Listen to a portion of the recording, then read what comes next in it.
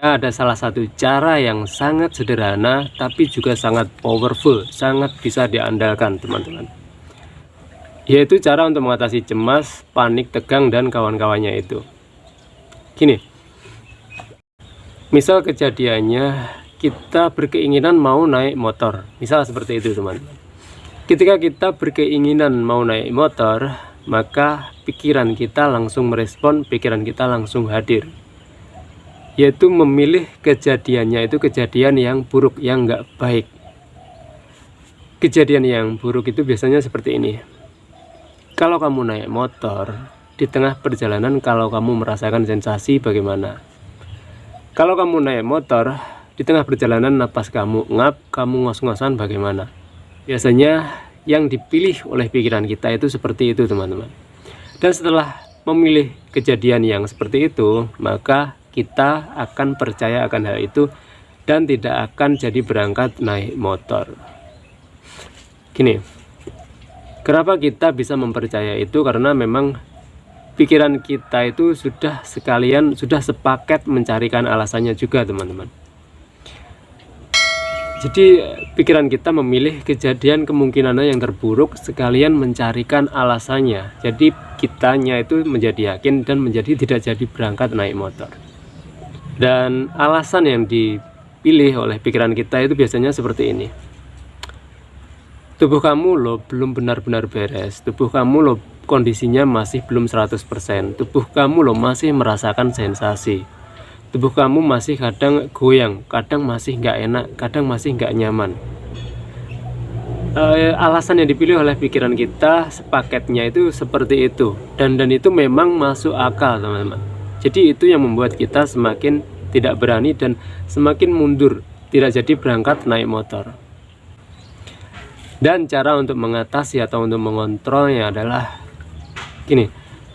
Dengan hanya kita memahami, dengan hanya kita menyadari teman-teman. Menyadari bahwa pikiran kita itu sebenarnya lengkap, pikiran kita itu sebenarnya canggih dan lengkap.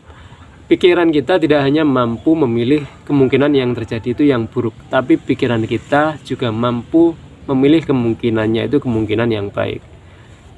Pikiran kita sangat mampu dan sangat bisa teman-teman, dan sekalian juga akan sepaket memilihkan alasannya yang baik juga, dan tentunya kita akan mempercayainya itu. Pikiran kita bisa seperti itu teman-teman. Jadi kita itu harus menyadari itu. Ketika kita memahami itu dan menyadari itu, maka kecemasan dan kepanikan dan kawan-kawannya itu akan menurun teman-teman. Dan gini, kejadiannya, peristiwanya seperti ini. Ketika kita berkeinginan naik motor, terus pikiran yang negatif muncul, sekalian membawa alasannya, itu kita biarkan dulu, hadir nggak masalah. Setelah itu kita hadirkan pikiran kita yang memilih peristiwanya atau kejadian kemungkinannya itu kemungkinan yang positif. Yaitu seperti ini. Saya yakin di tengah perjalanan nanti saya akan happy. Saya yakin perjalanan saya sangat aman. Saya akan sampai tujuan dengan selamat dan pulang akan dengan selamat. Saya yakin perjalanan saya akan baik-baik saja, akan menyenangkan. Kurang lebih pilihan kemungkinan yang terjadi yang baik itu seperti itu. Dan sekalian kita biarkan atau kita tuntun pikiran kita memilih alasannya yang positif juga. Alasannya seperti ini. Ya memang tubuh kamu memang belum beres, benar. Memang tubuh kamu kadang masih mengalami sensasi. Tapi perlu kamu ketahui juga bahwa tubuh kamu sudah menerapkan pola-pola yang benar berbulan-bulan. Kamu sudah meracik herbal dan macam-macamnya berbulan-bulan. Kamu sudah menjalani terapi-terapi canggih, teori-teori canggih dari para suhu-suhu. Jadi kondisi tubuh kamu itu sudah sangat jauh berbeda dari kondisi kamu yang kemarin-kemarin yang kambuh-kambuhan itu tadi. Itu sangat jauh berbeda. Kemungkinan alasan yang kita hadirkan itu seperti itu teman-teman.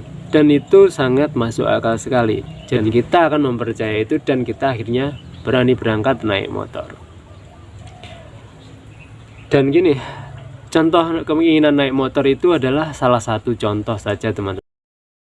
Kita bisa tarik ke mana saja yang berkaitan dengan sensasi yang kita alami. Kita tarik kemana saja bisa teman-teman. Yaitu caranya yaitu tadi kita harus menyadari, memahami bahwa pikiran kita itu sebenarnya lengkap.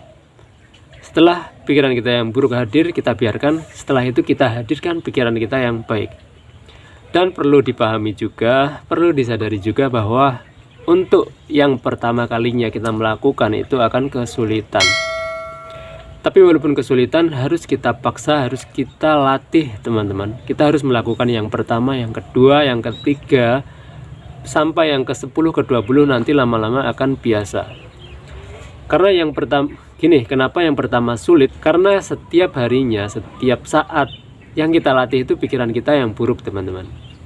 Kita selalu cemas muncul duluan, dan pikiran yang buruk itu selalu muncul duluan, dan itu seakan-akan malah kita melatih itu teman-teman. Kita melatih itu terus-menerus, maka semakin hari dia akan semakin cepat merespon, semakin lihai, semakin pintar si dianya kalau menurut saya teman-teman. Jadi dia semakin canggih. Jadi kita justru semakin cemas, semakin panik karena nggak sadar kita setiap harinya melatih itu teman-teman.